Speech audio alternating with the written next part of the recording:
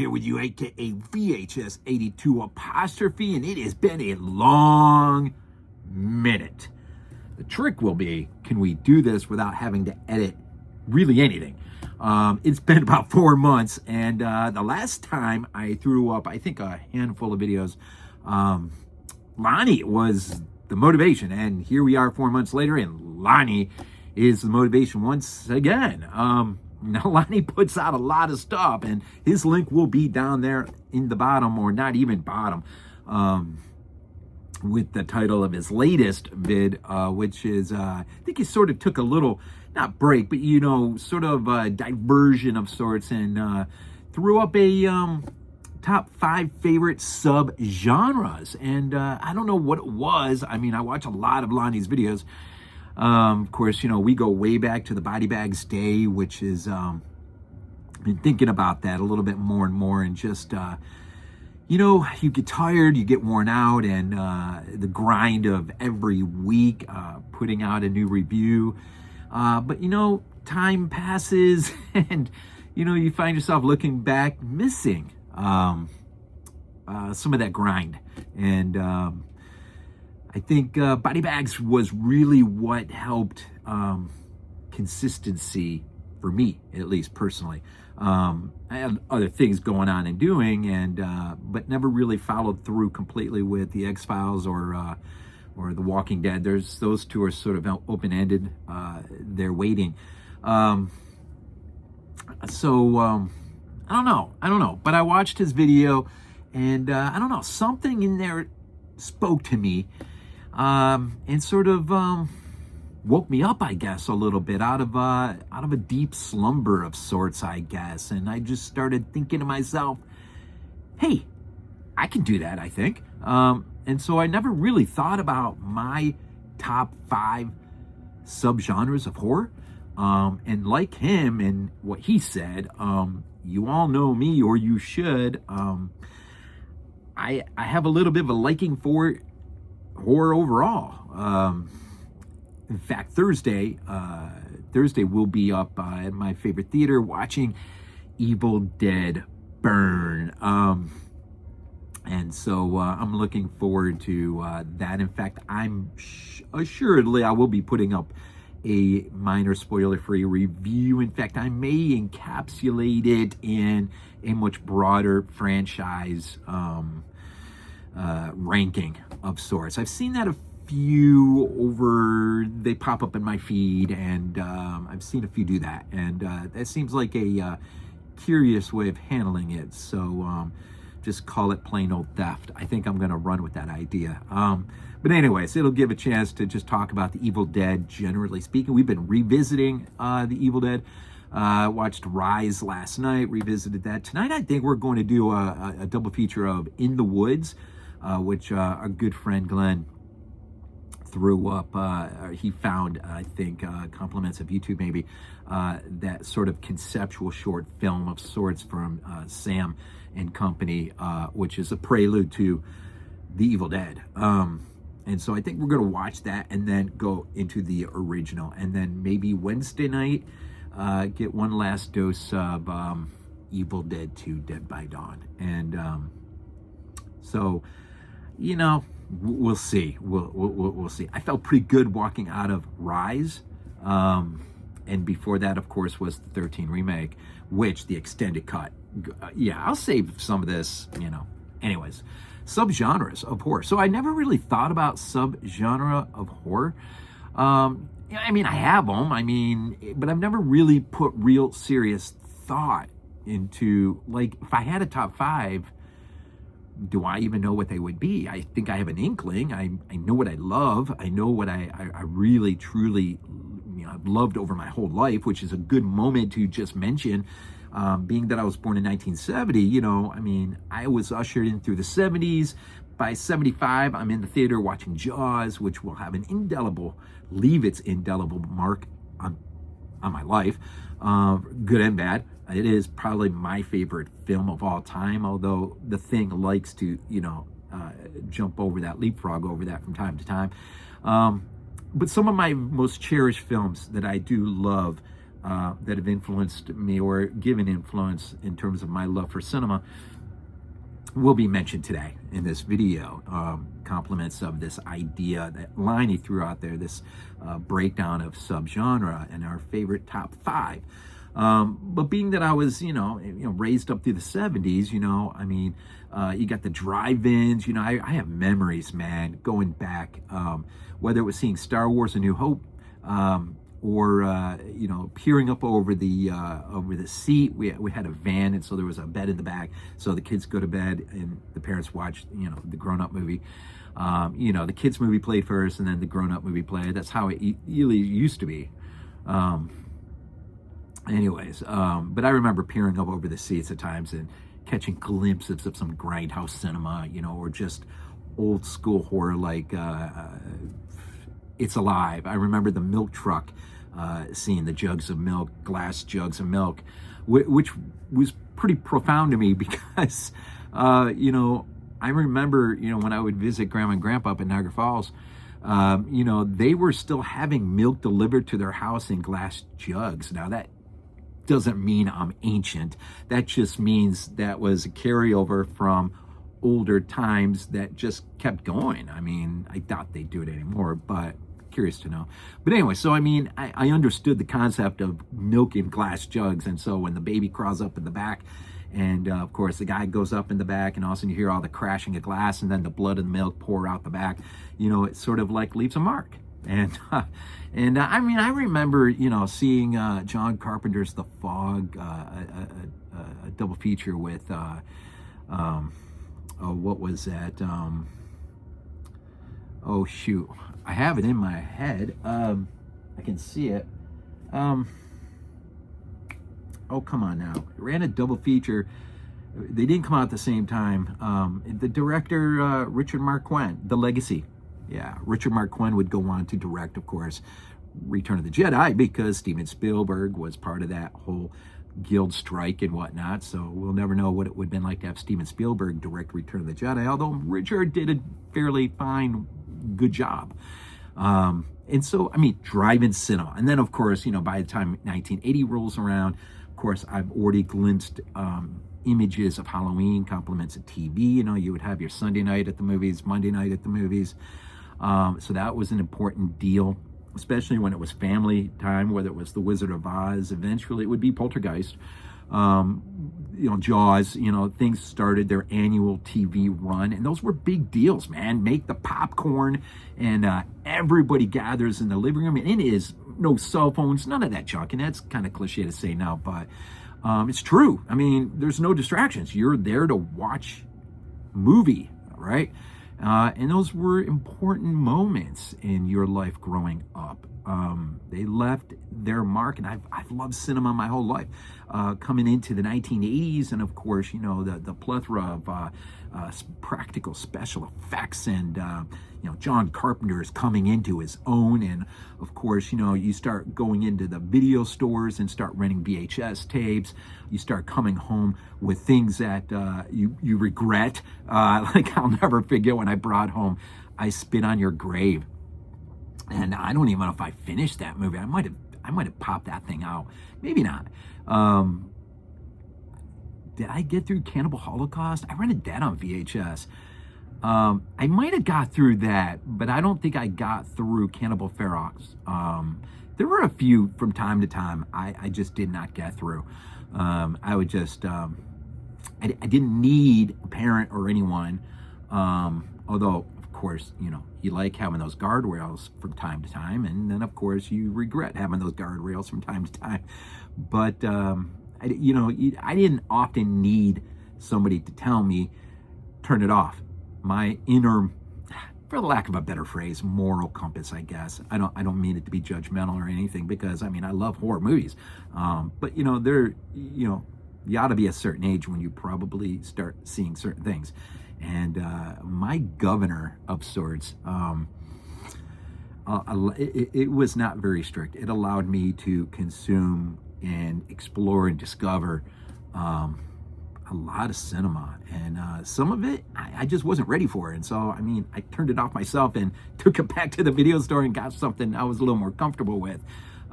which of course today I would call comfort food, right?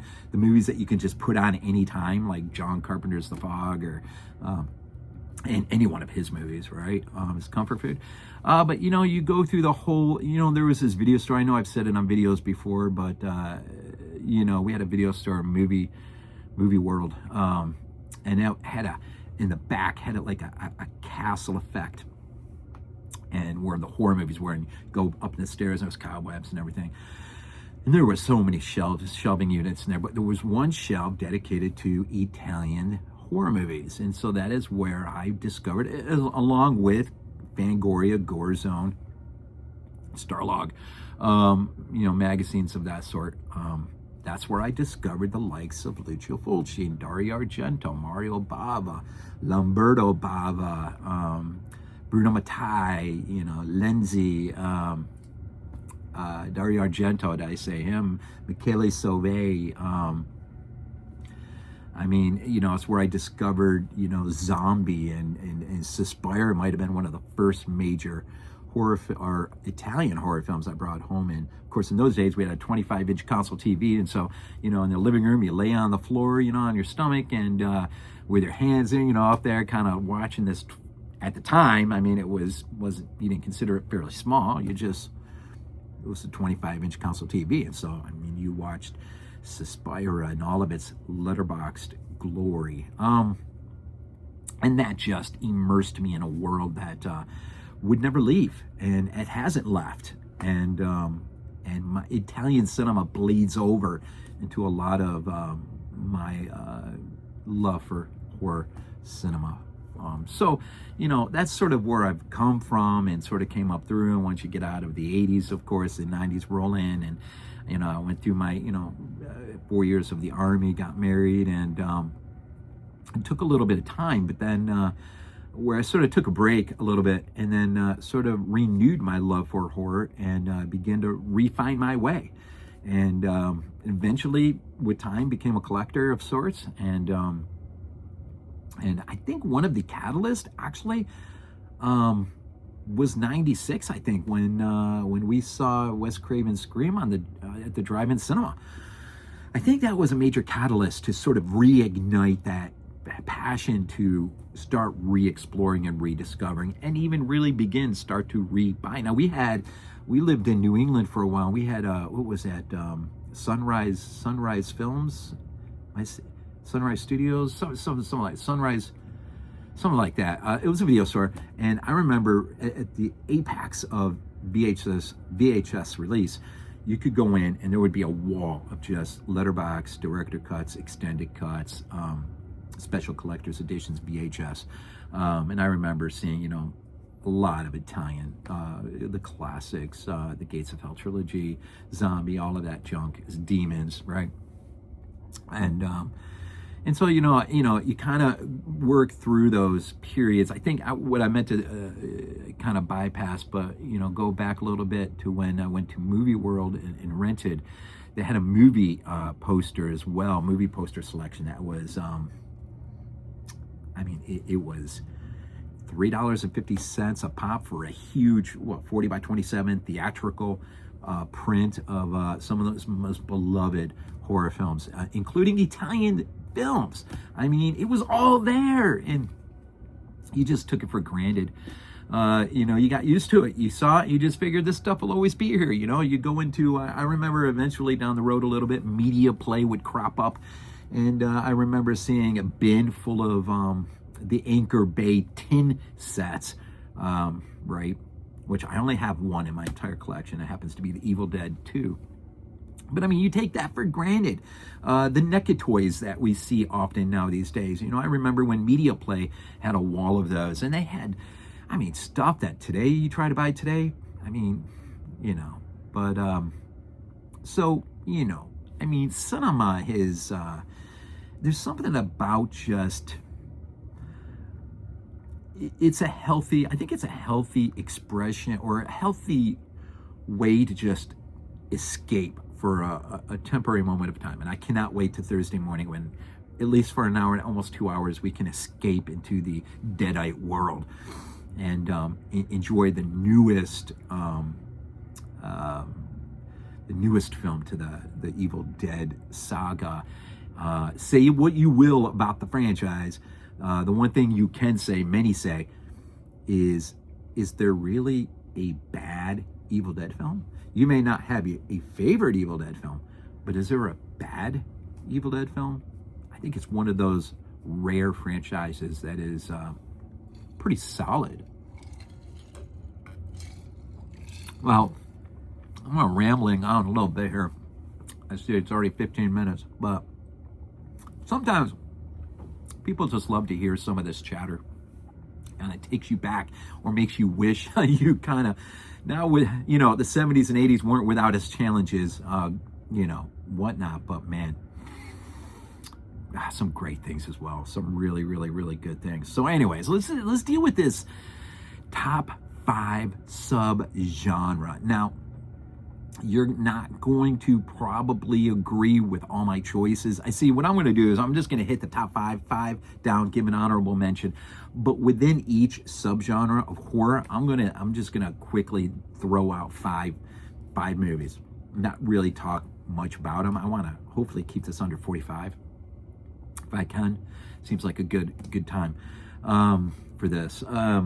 And just kind of hit them quick, and just, when I think of this subgenre, when I delve into it, here are some of the movies, not all the movies, but here are some of the movies, I think of that I love. And I think I don't think I'm going to change my mind on this. I think this is pretty much who I am. So some of the movies, movies always bleed. Somebody told me a long time ago, film is subjective.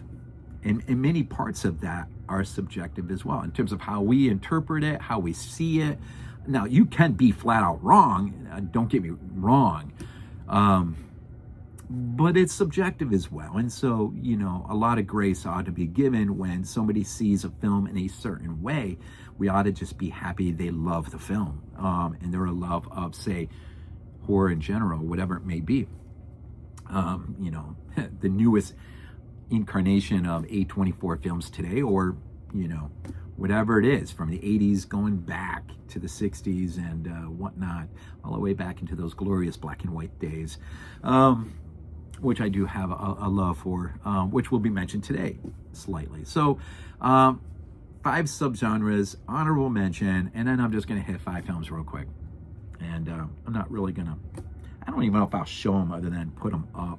I did round them up, so if you notice my shelves look a little dinged up, it's because I've pulled, 25, 30 films or something like that down and categorized them underneath. So as of now, at this moment, here are my top 5 sub-genres. So let's begin. My number 5, this may be surprising to some out there, some of those more close to me, but we'll begin. And these 5, man, it's like the Evil Dead franchise. They're so close to each other. They bleed over into each other. So we're not talking like 5 is here and 1 is here necessarily. We're talking 5, 4, 3, 2 kind of thing, right? It's got something scratchy. All right, number 5, the slasher genre. Subgenre, the slasher film. I mean, growing up with Halloween, growing up with well, let me just we'll do it like this, I think. So those are the 5 I went and grabbed off. Halloween, Dario Argento's opera, Michele Soavi's Stage Fright, which I consider it the greatest slasher film ever made. No no downplaying Halloween or Psycho or anything else. It's just the way it hits me. Of course, The Prowler, which I did revisit last night, and of course, A Nightmare on Elm Street. I'm going to keep that in my slasher subgenre. You could have another, subgenre of fantasy terror or fantasy horror where Nightmare on Elm Street would fit perfectly. Nightmare Logic maybe, or something, a unique little niche of subgenre. But slasher's a big accepted one. And there is one in this stack you may be surprised not to see, and it's because I have it in another one. As I said, these bleed over, all right? Pun intended. They bleed over. And so I remember, you know, again, Italian cinema, it'd be interesting. I didn't stop to think of every stack had an Italian film. I guess we'll see as we go through. But I remember seeing A Nightmare on Elm Street when I was 14 years old in the theater. Was by myself in a black and dark black theater house. Back in those days, man, when they cut the lights, and you didn't have all those running lights and door exits. I mean, you had exit signs, but it was pretty black in there. And boy, that was one of the greatest experiences in the cinema I've ever had. The Prowler, of course, coming up through the 80s, maybe one of Tom Savini's, which in the last year or so I did get to meet at a convention. Got a beautiful picture, which I think if you watch the intro to this video, you see me and the boys with Tom Savini and Greg Nicotero. And of course, so Stage Fright I think is the greatest. Halloween, though, might have one of the most iconic, and it's tough, you know, picking an iconic moment just from these 5 films. I mean, for me, I think look, it's either 2, I think, off the top of my head. It's Nancy's dream when she starts to visualize Freddy sinking through the ceiling is pretty awesome for a practical effect. But when Michael at the end is laying there and he just sort of rises up and turns his head, that is so stinking iconic. Of course, him in the bedsheet is iconic. Stage Fright, God, I love that movie so much. Let's go with the pickaxe, the opening, the pickaxe scene. Absolutely love it. One of my most favorite casts in a slasher. Opera, of course, one of the greatest feats of camera work you will ever find in a slasher, I think. Lonnie, correct me when you see this. But what they did for when the birds are circling inside the opera house and how they had to create a system where the camera would go around, just amazing. Now I know, you know, you could say, well, you know, opera is sort of gialli, but it's probably more slasher elements than gialli. There are gialli elements in it, but I keep it in my slasher stack. I think that's okay. So those are just 5. They're not my only 5. I have a lot of slashers. Of course, you know, grew up on the Friday the 13th, the Halloween franchise. You know, who didn't grow up on all that junk? And I say that positively. In the 80s, sort of our equivalent of the old Universal days, but 80s style, right? So, you know, the slasher film, a lot of low independent B slashers. I have compliments of body bags up on my shelf, whether it's a let's see, Splatter University. I remember the gags where they would give out puke bags for that. I'll admit, when I reviewed it for body bags, it didn't age the greatest, but there are elements of it that I still thought were pretty cool. Luther the Geek, I guess that's a slasher. I mean, you know, some of the more low independent that you would have only known about if it wasn't for, say, Fangoria magazine, right? Or Gore Zone. I think I have the cover with Luther the Geek on that. But that was your internet back then. It was those magazines. Today, I found an appreciation for Dark Side magazine. I've started to collect here and there and start growing a pile of Dark Side. I really dig that British mag. So anyways, the slasher, I don't know, I could talk endlessly on and on. I grew up in it, through it, went to the theater. I'll never forget going to the theater and seeing Friday the 13th Part 4, the final chapter, and getting to see that saga, you know, come to an end. Or Halloween 2, when, yes, Michael Myers and Dr. Loomis did, in fact, they died. As Dr. Loomis says, I think in Halloween 2 for Zombie, they died, you know, kind of thing. But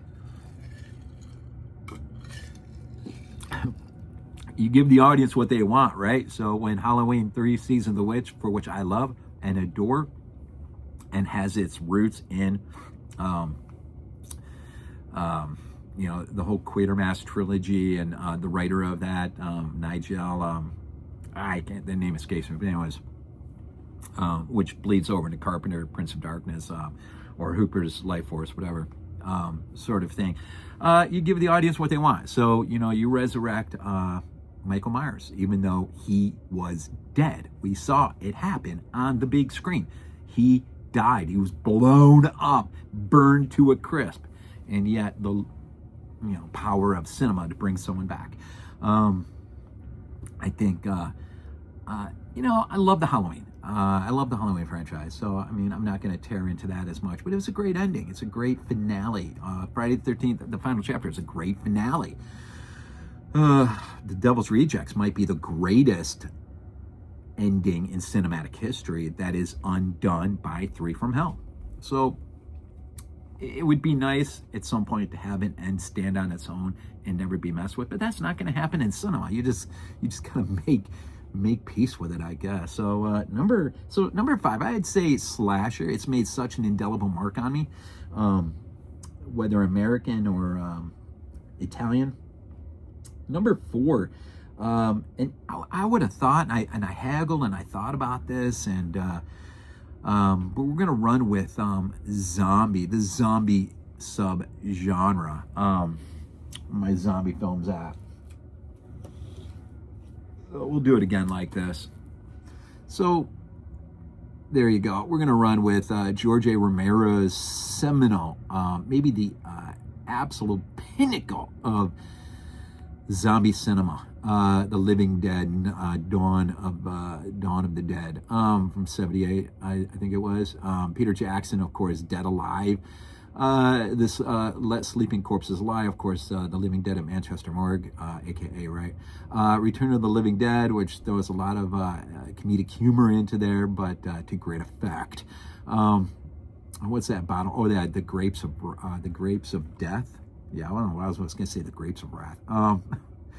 The Grapes of Death, Roland film. These are just 5 that just popped up at me. There are so many movies of these. Absolutely love the original Night of the Living Dead, Day of the Dead. Recently revisited Land of the Living Dead, which I got to see in the theater when it came out. His only big studio film for his Dead franchise. God rest his soul. George Romero was one of the greats, and of course we just lost Sam Neill. But today we're celebrating. I'll try to hold on to it when it becomes appropriate. I don't know if you realize what date it is today, but Let Sleeping Corpses Lie. That one I will just, this is one of the VHS video artwork covers that would just jump out at you, because that's what you got to know. Or if you're not familiar with Peter Jackson's early works, man, Bad Taste, Meet the Peoples, Dead Alive, he keeps promising we're going to get a 4K box of those 3, his early works. I'm getting to the point of not holding my breath, but it may come eventually. I think I discovered this as a result of Body Bags, and this is a very intriguing film. It's more of an infection, contaminated. I think it's the wine, the grapes, and it just has this effect that is insane. I guess I should do an honorable mention. Tombs of the Blind Dead franchise, just absolutely what a mark of early Spanish cinema, post Franco's death. But these all bleed in one another. I'm not getting all hung up on is it affected? Do they walk? Do they run? It's just kind of played straight for a subgenre. Although there is one title in there, it's placed in another area we will get to here soon. So I won't go on along with this, but I mean, as a kid, I remember, because more than TV, really, you had the radio on. Of course, it was always classic rock. Of course, back then, it really wasn't classic rock. It was just rock, right? It was what we had. Today, of course, it's nostalgic and Vietnam War era classic films, but I remember hearing radio spots all the time. And that's why I love it, physical media, man. When they put radio spots on and you get to like revisit things that you would have heard and did hear and remember hearing. Like I remember hearing the radio spot for the Gates of Hell, Lucio Fulci's, probably the I think it's the pinnacle of his Gates of Hell trilogy, but there's a lot of argument there to be had. I mean, the whole trilogy is insane. The Beyond may be his masterpiece of terror, right? But radio spots were huge. TV spots played, but I'll be honest, radio spots had a greater impact, a greater effect, because your imagination was forced to. There's nothing like being in bed at 10:30, 11 at night, having the radio on, and you get a radio spot for the Gates of Hell. I mean, just like, don't go to sleep for the next hour. You're just thinking about, my God, what is that? So Zombie, I mean, George A. Romero, Dawn of the Dead. For me, in Zombie, those are the two great masterpieces. I think what they were able to pull off with The Walking Dead was pretty, in terms of K&B effects, was pretty phenomenal. Really quite outstanding, actually. But you know, for me, you know, I go back a little ways. So just a little idea, zombie horror, always been there. And I think I was going to say, I remember back in the day when we used to record things on VHS tape, VRTV. I think after the 1985 Chicago Bears Super Bowl, when they beat New England Patriots, I don't know why we taped that, but we had George Romero's Dawn of the Dead right after. So go figure, but that's what you did, right? That's what you did. Number 3, so we got slasher, we got zombie, island horror, number 3. If you know me from Body Bags, I'm sure I mentioned island horror quite a bit from time to time. I don't know. There's one, if there's one consistent or many threads of consistency across my subgenres, is if it's one word, it's isolation. There's something about me and watching a movie about a group of characters done well who are isolated and who have to deal with either internalized, internal horror, exterior horror, whatever it may be, Lovecraftian, cosmic, but they're isolated, right? So island horror, man. Now you're all going to be like, that's why I didn't see this one on the other one, right? So island horror, man. When I think of island horror, man, of course, I think of Zombie, Lucio Fulci's 1975 absolute masterpiece of practical grue. Very, very, very not. Well, no, I don't know if it's really nihilistic at all. I would almost beg to differ on that one. But some of the practicals, man, that they were able to put on. Of course, the infamous Zombie versus Shark. But this takes place on an island, man. So I feel okay putting it in my island horror stack. Anthropophagus, man, another beautiful island piece. Joe D'Amato, of course, Absurd will come after, and he never did do a third, you know, to kind of give us a loosely connected trilogy of sorts. Never did that, unfortunately. But Anthropophagus might have one of the best. When the Anthropophagus, the Grim Reaper, puts his hand through the ceiling at the end and grabs the hold of the grill and starts to pick. Man. Zombie, of course, you got the one girl there that literally watches the zombie rise up and just tower over her, and she just looks up in absolute sheer terror, frozen in fear. And you know, that's reality, that's real life. I mean, I think if we were actually faced with something like that, some of us would probably just stand there in sheer horror, man, and just take it all in until you were done. I mean, and so that's pretty awesome. Of course, I think about humongous Canadian horror piece. That, man, that again, TV spots when I was a kid, catching it on HBO, was probably where I first. A lot of these I probably caught either first renting it out of VHS, out of the video store, or eventually HBO, eventually Showtime, whatnot. What else do I got there? Tower of Evil. Yeah, or Horror on Snape Island. Children, Bob Clark film, Children Shouldn't Play with Dead Things. These are all island pieces. And so they don't make enough island horror. And there's just something about being isolated, seeing the ocean. You know, recently watched Send Help by Rami. Not bad. Not bad. I wonder what Send Help looks like if Sammy directs it in the 80s. That's interesting. But Children Shouldn't Play with Dead Things. That's one of those, man. That's got some creepy moments. And I do believe that's the one. I'll never forget. Left a mark when I was watching it on VHS. I'll never forget. I'm pretty sure that's the one where towards the end they're going up the staircase, and the guy decides he needs some time bought for himself, so he just pushes the girl down into the zombies to buy himself time. And those are moments. You're a kid watching that on VHS or whatever you're watching it. I mean, those leave their marks. You're like, dang, that's cold. I mean, to do that. But you kind of, now it's almost cliche. You'll see it from time to time. But it's like there was a moment when those things were kind of new, right? So island horror. Yeah.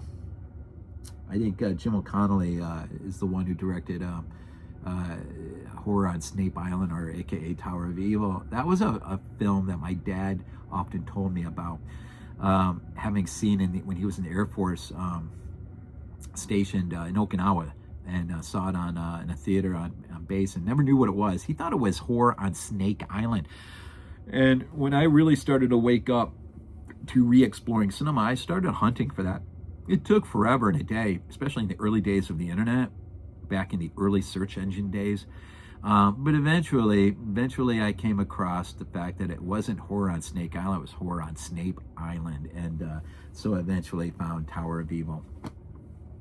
And the rest is history. The one scene in there my dad often talked about was the scene where the spear just comes out of nowhere and kills the person. Pretty grueling stuff. But love me some island horror. So that's why I was pretty excited when Send Help first came out. Okay, number 2. We're getting there. Number 2, space horror. There is, again, get me off this rock, get me off this planet, take me somewhere far away and terrify me. And so the 5 that I thought of right off the top of my head was Galaxy of Terror. God, another beautiful gift from HBO back in the day. Early days of Roger Corman, man. And of course, James Cameron got early work on that. Of course, Ridley Scott's seminal 1979 Alien, which is just maybe the pinnacle of sci-fi horror, space horror. Life Force, Super's Life Force, sort of a throwback to, I can't think of the guy's name. Nigel, the guy who wrote, he wrote the early script for Halloween 3 Season of the Witch, but eventually got abandoned for a readaptation or another writing. But the Quatermass Experiment, Quatermass 2, and Quatermass in the Pit, right? And so kind of a Hooper's sort of tipping of the hat to Quatermass in the Pit. Of course, Mario Bava's Planet of the Vampires. This might be one of the coolest landscape on a desolate planet I have ever seen in cinema. I mean, to me, in my eyes, it just doesn't get old. And then of course, I was actually going to switch out Event Horizon with something else, but then Sam Neill, we just lost him, so I thought I would just keep it in. I have gotten the 4K, which I think has the extended cut. Extended cut doesn't really bring it up to where, say, when Opera got the extended cut or Evil Dead 13 got the extended cut. Sometimes things just come along with an extended cut and it just does everything for the film. I wish it would have done that for Event Horizon, but it really didn't do it. But it does look pretty good on 4K. So number 2, space horror. Let me flip my page. I did write everything down. So that was number 2, really.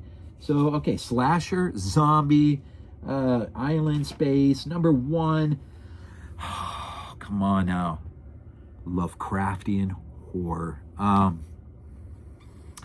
Two things, my two greatest loves, H.P. Lovecraft and Lucio Fulci's The Gates of Hell trilogy.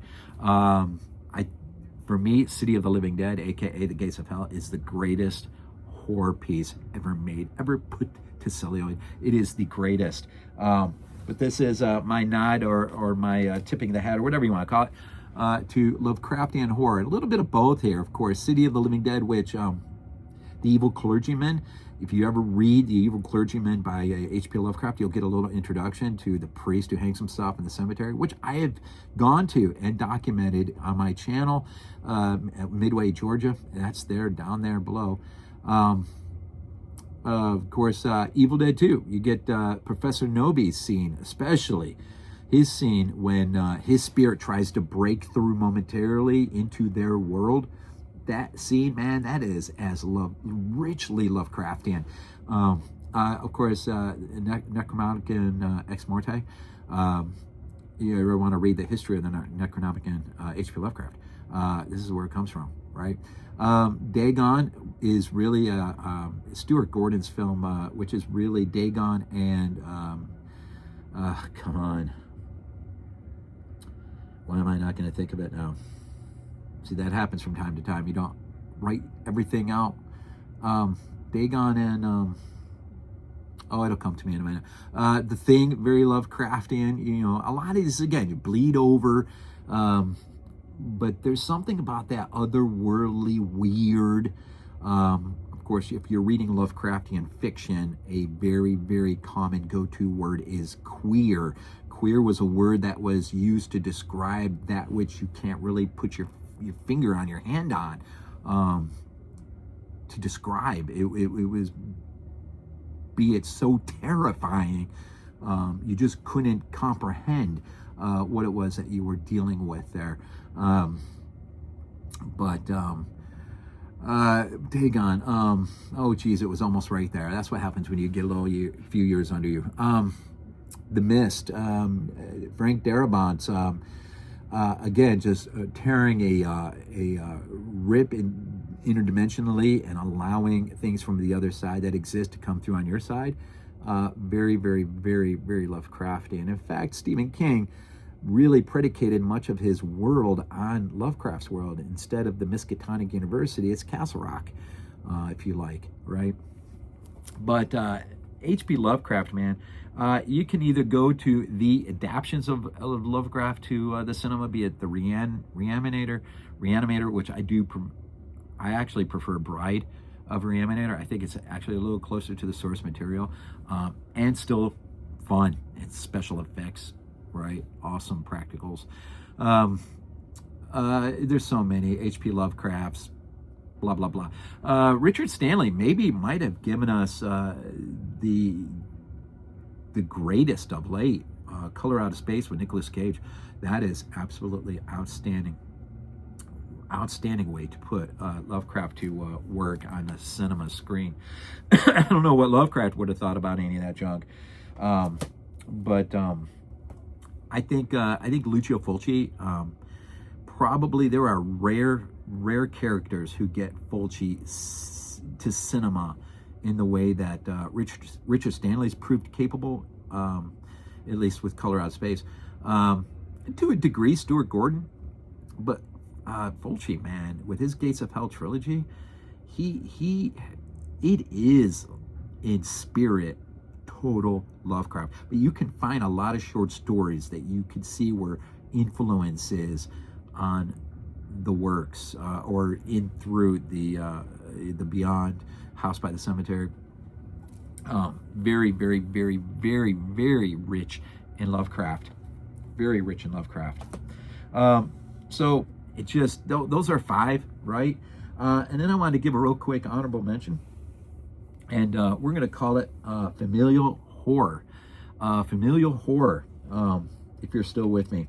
And here's my here's my familial horror. This is the bedrock, the foundation.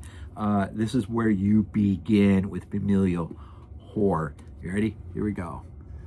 So we got the old 1932, The Old Dark House, James Whale, absolutely freaking outstanding. Spider Baby made in 64, released in 67, continues this from the Femme family to the Mary family to the Sawyer clan, the original 74 Texas Chainsaw. Yes, that is in my familial horror. It's weird, kind of weird thinking about it as a slasher for me, but I can see why people do. And then continue it along with Wes Craven's original, I think it was a 77, right? The Hills Have Eyes. And then peaking with, or concluding with Rob Zombie's House of a Thousand Corpses. And so just so you kind of get what I mean a little bit, think about it like this. So The Old Dark House 32 introduces the weird family in isolation. So it's your introduction to this subgenre, right? Then you move on to 67. Spider Baby makes the isolated family murderous and biologically regressive. It becomes more of a threat to those who accidentally, I think a guy delivering mail, what happens to him.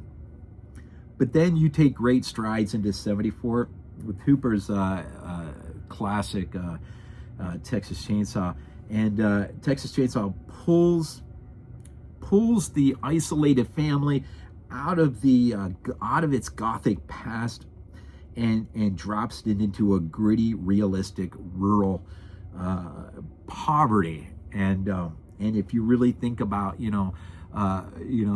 Hooper's angst in the 70s and the economy and the Vietnam War and just all that junk, this is his angst. This is his, it's not so far different than Metallica's Angry album, Injustice for All, which was sort of their venting of the loss of Cliff Burton, right? Sometimes art produced in that way is art that stays with you forever. And then you move on into 77. Now, a compliments of Wes Craven, you're pitting a civilized family against a savage family, being forced to turn primal in order to survive. See this escalation or evolution of this idea central to this my subgenre. And ultimately, in 2003. Rob Zombie's House of a Thousand Corpses, right? It fuses all of these elements into a sort of a kaleidoscopic, stylized, modern nightmare where the evil family wins out completely. So he's sort of this weird evolutionary move from the Old Dark House, seemingly not that much of a threat, but still a threat, to ultimately just continually evolving into just the ultimate of, you're not going to escape this. I find that idea so intriguing, so fascinating. Love to be a part of a podcast that would just delve into those 5 films from that way, like that. That would be real fascinating. A long podcast. That would be long.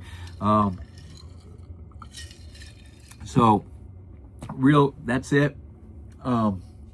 Those are my 5 subgenres. Went only a few minutes over what I really wanted to do, but I do want to get a couple more videos out. This feels good. Really enjoyed this moment. I hope you have, if you followed me this far, and do pay attention, if you would, please, if you would be so kind. Definitely going to do a video for Evil Dead Burns, and there's another idea I may do as well this week, but I'm going to go ahead and I have not done a video and got one out in so stinking long. It's going to take me a little bit of a work just to work that through and get it out again. And but like Lonnie says, and thank you, Lonnie, for the idea. Thank you for the motivation, even when you didn't realize you were doing it. Thank you for that video. And his video to that is down. And I also want to plug my son. My son is trying everything to get his YouTube channel off the ground. He does everything from I've written down real quick. Golly, gotta love it when pages stick, right? He does everything. It's Flying Kite, and I'll have the link and everything down below. The Horror Show 04. Horror movie reviews. He does during the season. NFL Live play-by-play. His team is the Minnesota Vikings. He's also started Black Ops 2 Zombies live stream and Minecraft Live. So just some things that he is doing. And if you wouldn't mind taking over and just a quick little visit, maybe even a sub if you would. And if you're seeing me for the first time and you got a kick out of this and you want more or you want me to get back into it, and you haven't subbed, maybe please sub and drop a comment down below. Let me know how these genres could be expanded. And what do you think of what I did with these 5 subgenres, as well as my my honorable mention, right? What do you think? Feedback is so awesome, and I absolutely love feedback. So please, let's keep this under 55 minutes. As always,